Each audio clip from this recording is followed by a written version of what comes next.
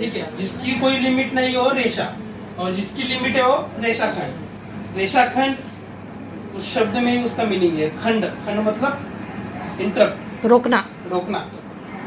ठीक आहे, थांबवली.